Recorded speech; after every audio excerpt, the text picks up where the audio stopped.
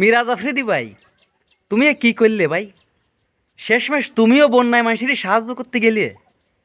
বাংলাদেশের একজন অন্যতম কন্টেন্ট ক্রিয়েটার আমাকে মিরাজ আফ্রিদি ভাই, ভাইও কিন্তু মাঠে নামিয়ে পড়েছে সাহায্য করার জন্য। এখন মূল কথা হচ্ছে কি, বন্যার ফানিতে সে যদি তলায় যায়, তারে সাহায্য করবে নাকিরা?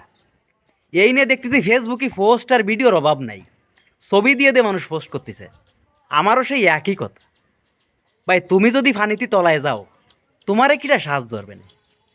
মূল কথা হচ্ছে কি, মানুষের উপকার করতে গেলে মনের তে করতে হয়, হৃদয়ের তে করতে হয়, অন্তরের তে করতে হয়। আমি কিন্তু তোমার যথেষ্ট পরিমাণ পছন্দ করি, ভালোবাসি, শ্রদ্ধা করি, সেই জন্যই কথাটা করছি। বাংলাদেশে কিন্তু অনেক ফাউন্ডেশন ছিল, যাকে মাধ্যমে তুমি উপকার করতে পারতে, যারা বন্যায় প্লাবিত হয়েছে। তুমি সরাসরি যাইয়ে কি করবা ভাই?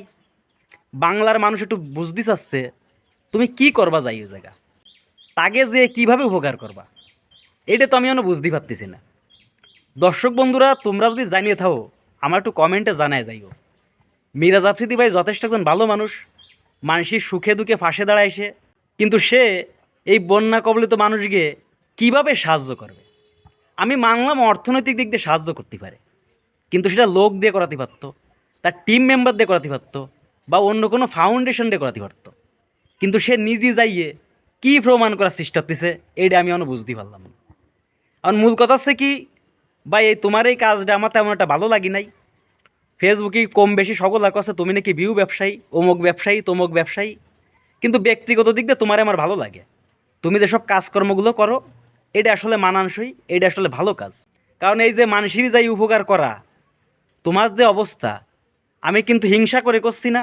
তোমার যে অবস্থা, তুমি লোক দিয়ে উপকার করাতে পারতে। যাই হোক, বেশি কথা বাড়াবো না, এইটুক কথা ছিল। এখন ভিডিওটা যারা দেখতেছো, মিরাজ আফ্রিদি সম্পর্কে তোমাকে কি মনে হয় একটু কমেন্টে জানায় যাইও। ধন্যবাদ।